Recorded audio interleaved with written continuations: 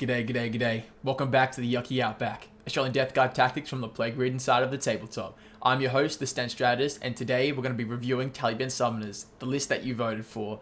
We're going to go through the deployment strategies, the key units of the list, and the key decisions that are going to help Tallyband win you those competitive games. Most importantly, we're going to see if demons have what it takes to rally with Death Guard to get you those wins, or if they just look good on paper. So let's get yucky, and let's look at this list.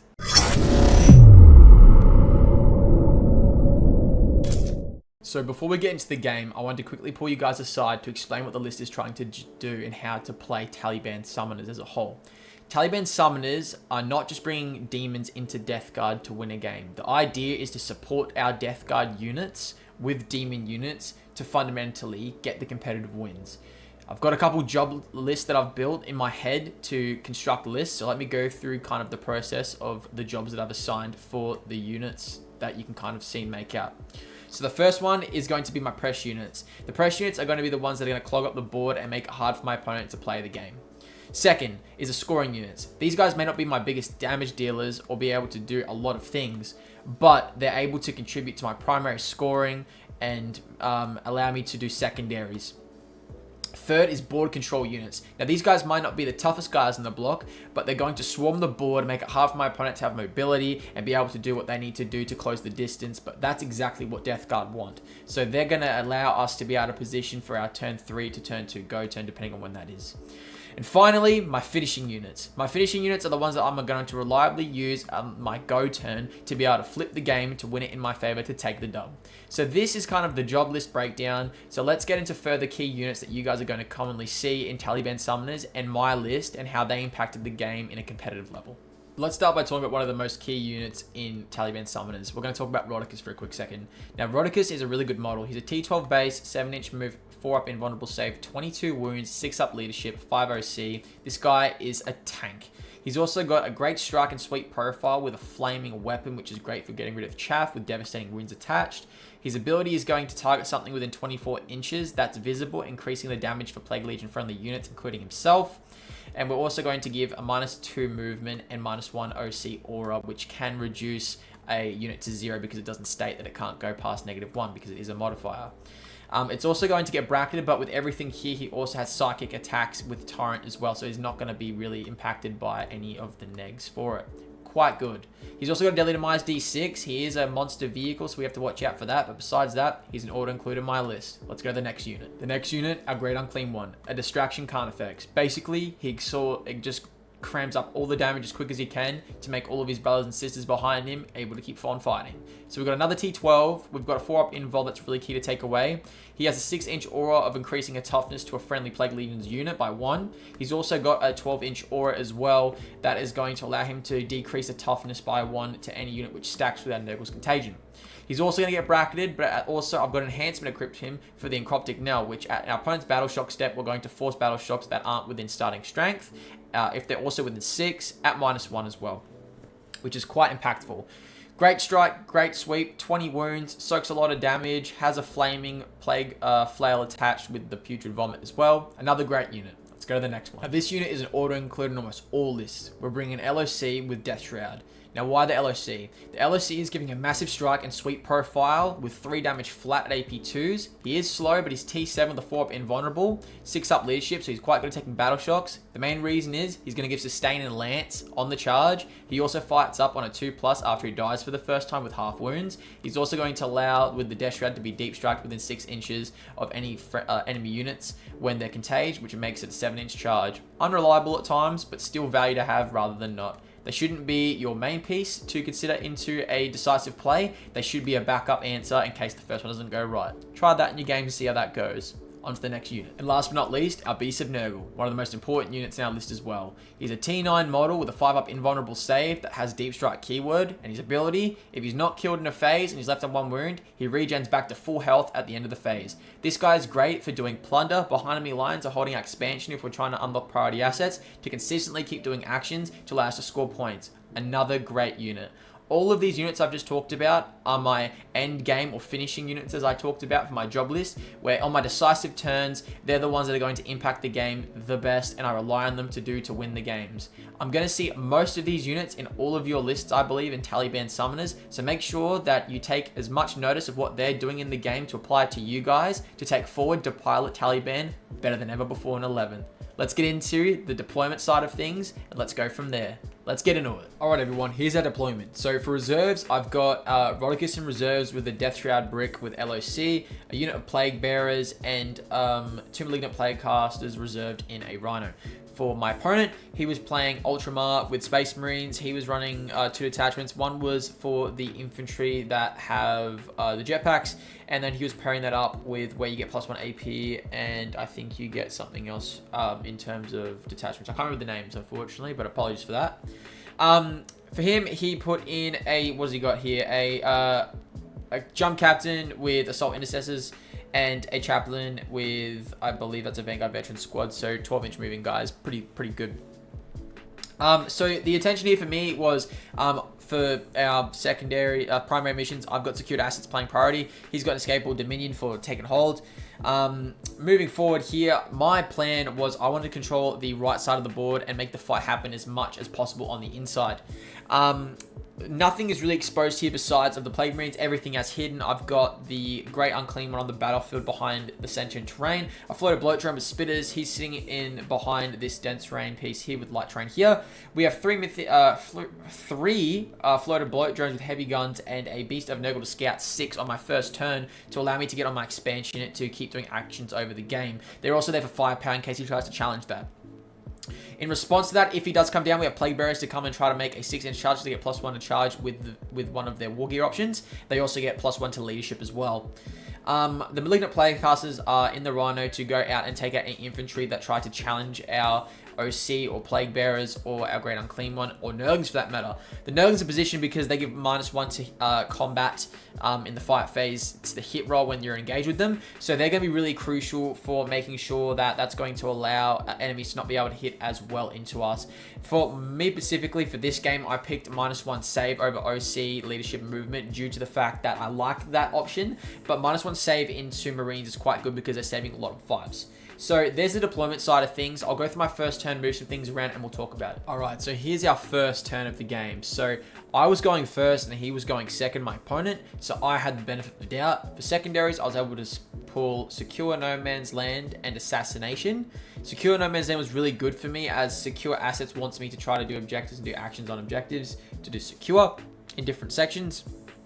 And then I want to hold objectives as well. So it was quite easy for me to commit to that. And get it out the way. I am a bit fearful of Vindicator because it started so far back. I wasn't too worried about it. He's running 2 Ballistus Dreadnoughts here, so the firepower, it can do a consistent 5 damage to vehicles and things of that nature, but I wasn't too worried about it. So let's go over what happened in the turn. So for me, I was able to get a couple good advance rolls for my first turn.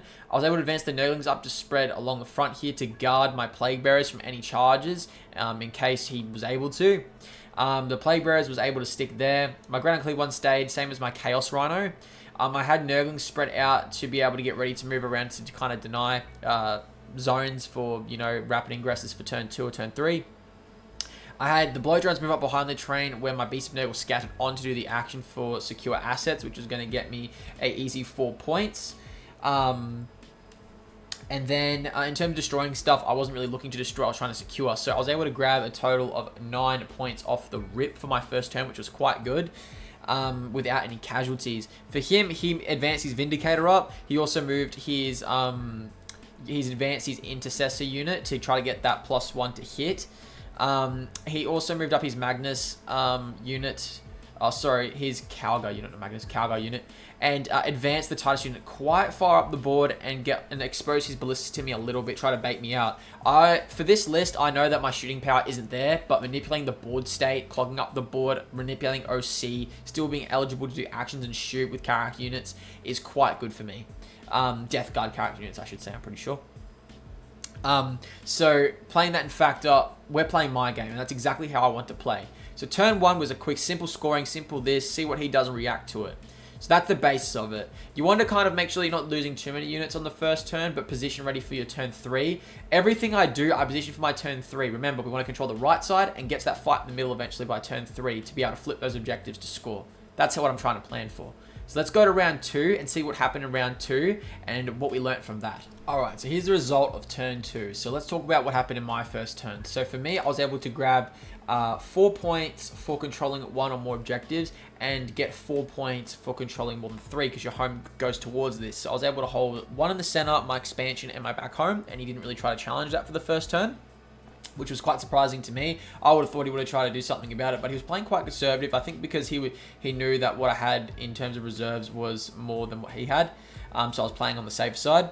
Also, having a great unclean one is quite intense to be able to deal with, and most of his models is on the left side trying to hold his expansion, so he's feeling a bit of pressure there. So that's what I was trying to do. In our movement phase, I was able to bring out 2 floater bloat drones and be able to wipe a whole intercessor unit behind that to cover down the bottom left there. We did get return fire from the ballistic dreadnought, only taking 5 wounds, which was quite nice to one of my front drones. The reason why I put 2 out there is because I wanted to bait him into shooting me to see what his target priority was, because I really wanted to get the Vindicator out to take shots at me. The Vindicator for some reason was really honed in on the Great Unclean one, which is really good for me because the idea behind the Great Unclean one is to be a distraction Carnifex. He's doing his job perfectly. He's making sure that he's respecting my lane, but also taking attention off the expansion I'm trying to hold. I'm being at too many places at once, but he's trying to mitigate where it can.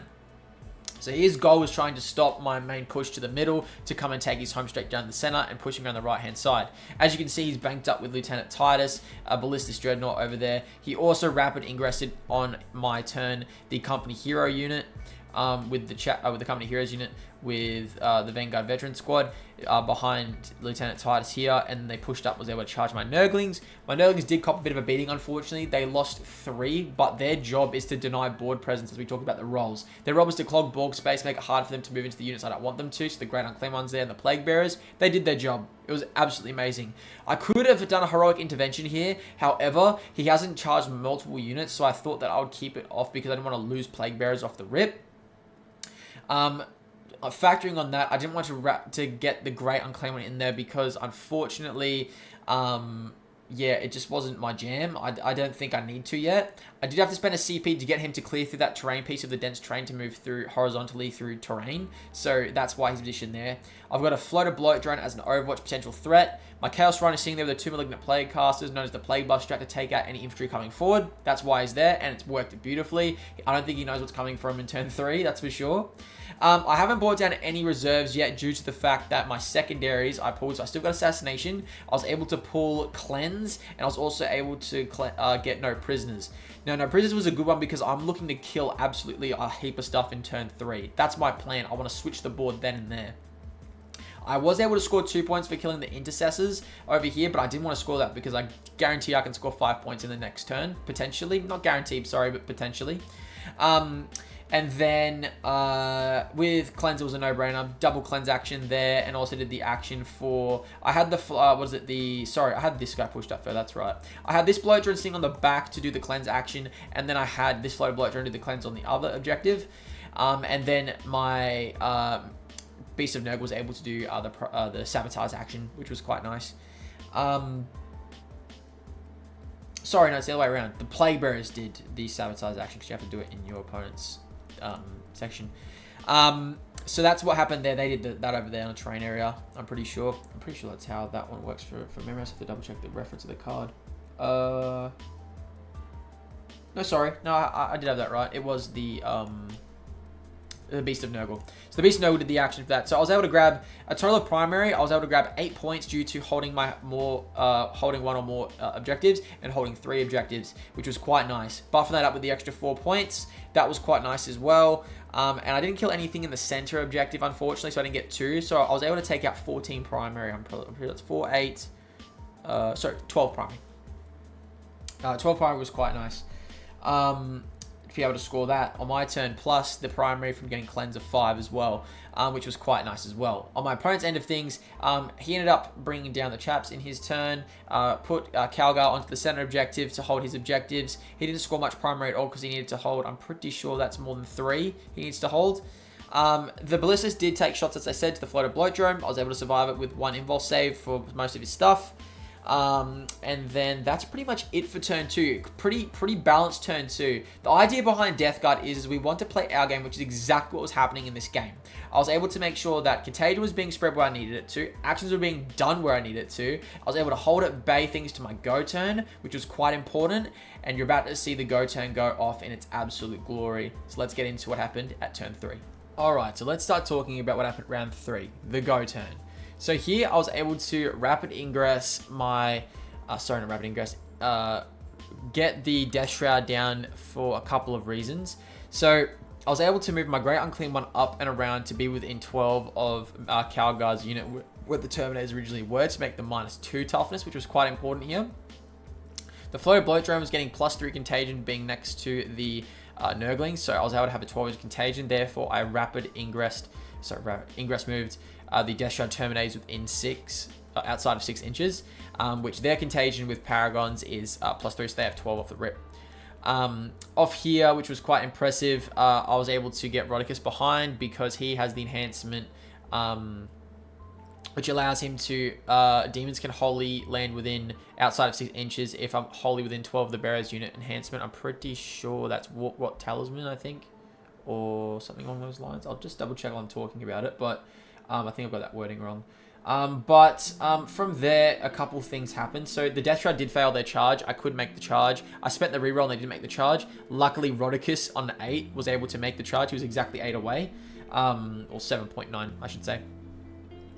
Which was quite important for me because off that charge, I was able to kill 3 Terminators out of the brick. That also allowed me to out OC him because I've got -1 OC playing in effect as well, so that's going to drop his OC, so that's my objective.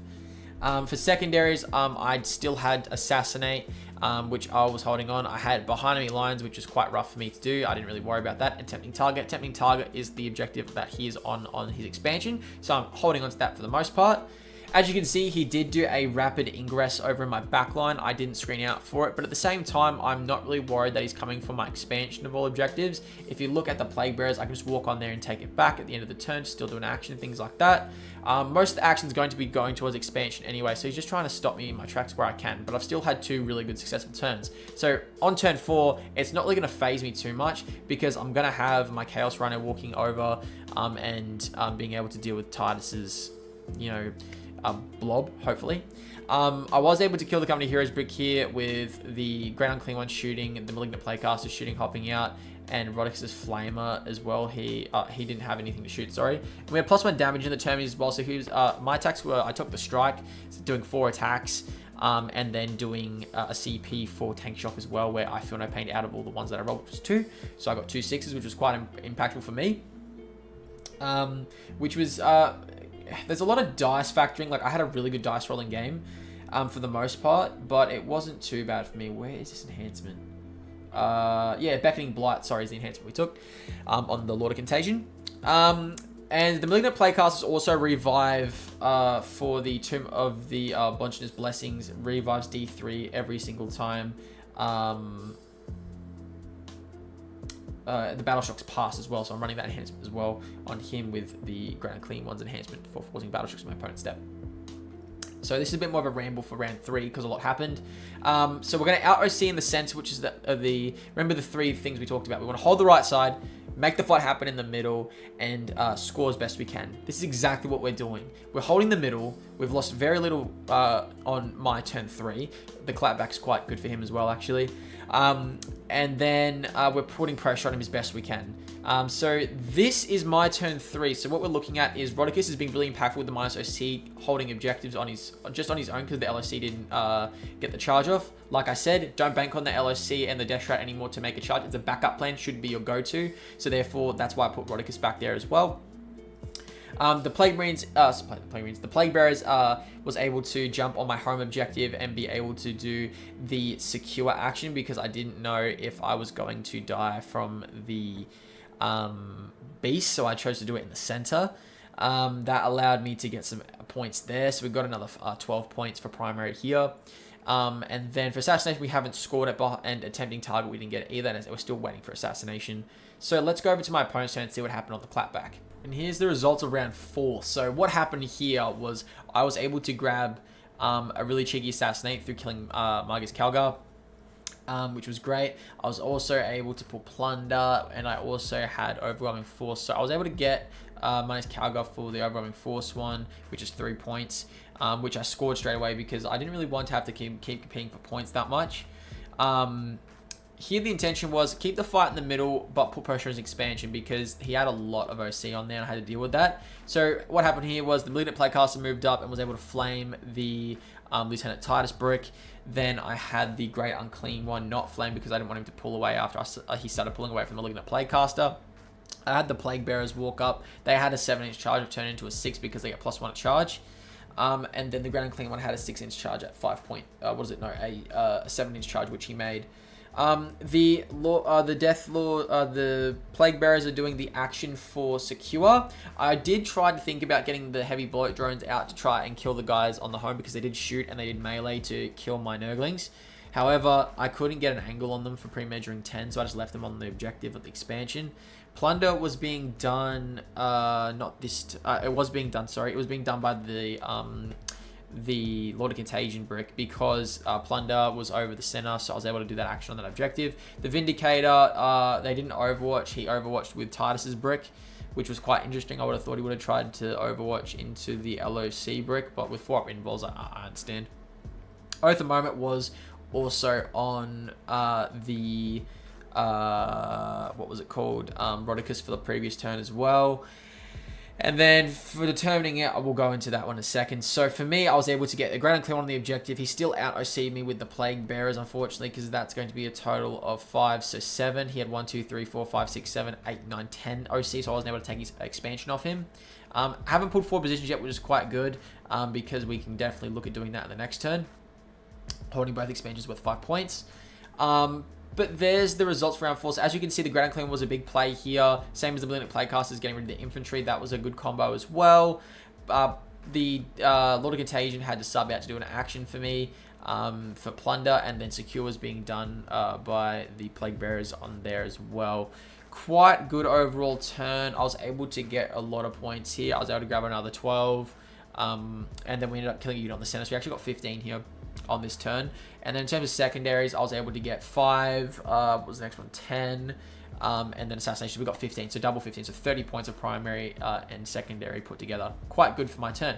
So there is round 4 for me. Let's go and see what he responds to in round 4 for himself. And this is my opponent's round 4 result. So my opponent was able to grab outflank for secondaries and also bring it down. For him, it was quite easy. He was able to use the Ballistus Dreadnought to kill the Rhino to bring it down.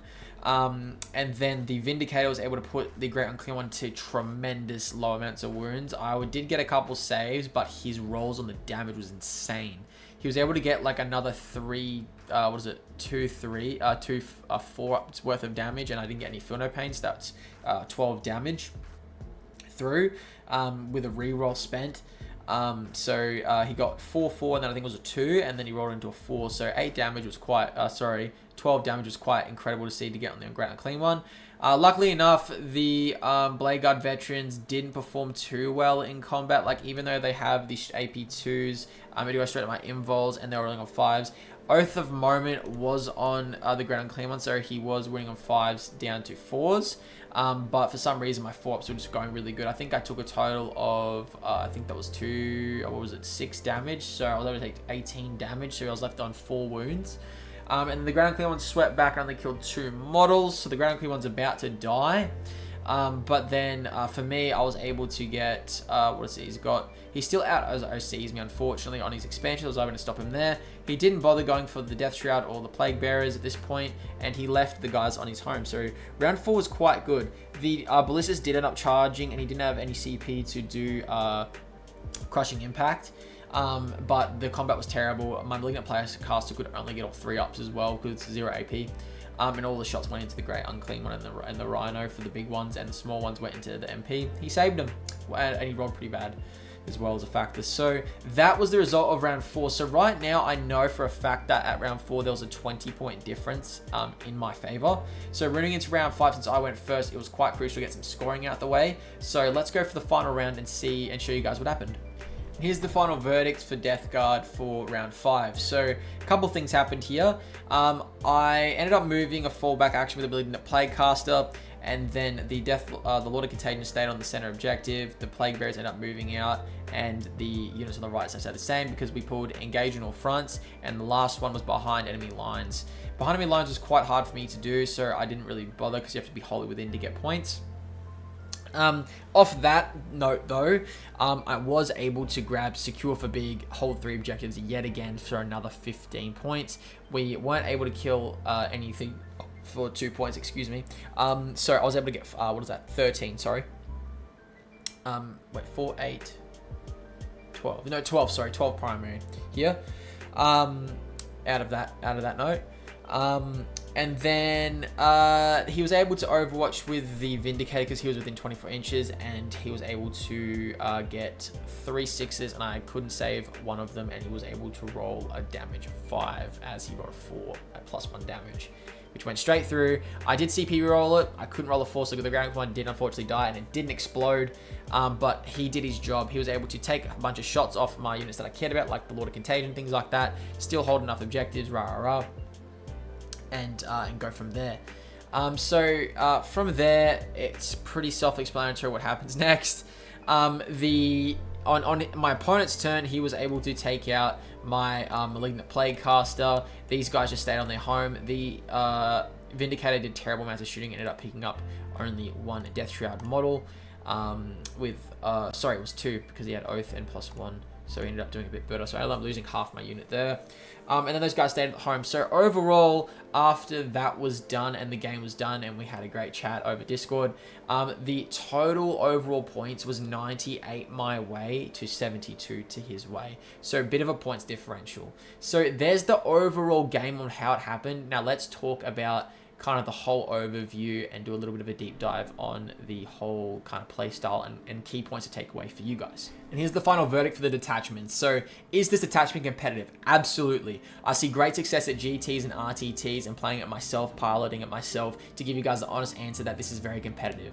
It's made for people that really like to have toolbox mindsets and not be set in one way, be the jack of all trades and master of none type of play style. So if this fits and sounds like you, please give Tallyband and Paragons of Putrescence a go. You won't be disappointed.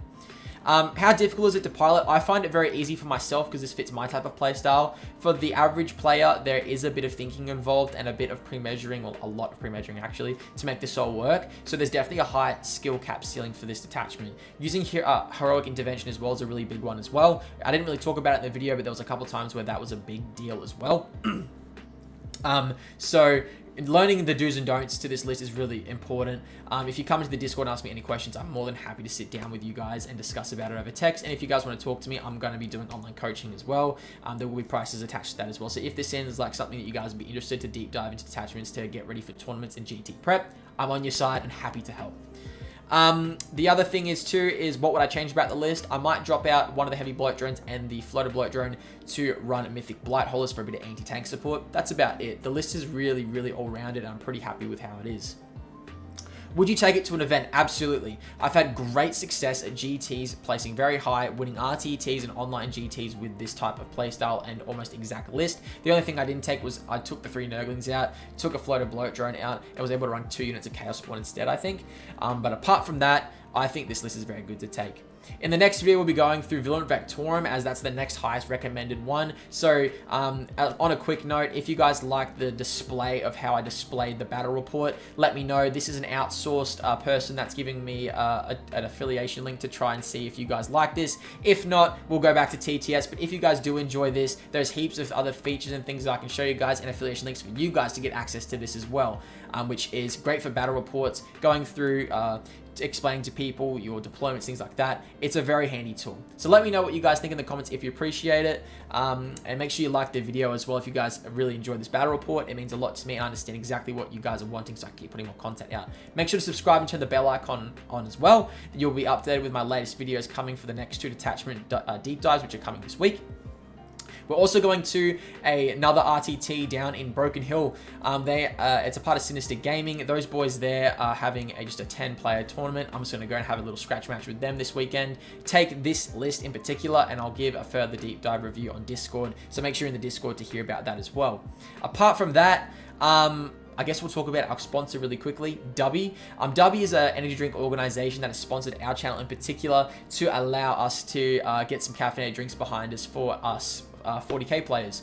If you go to Dubby, look through all of their menus, you can pick whatever you want and use code YuckyOutback for 10% off. It supports the channel as well, so if you guys want to give back for whatever reason, I'd really appreciate it if you use the code. It supports our channel and it makes us keep doing this long term. Besides that, guys, there's our detachment.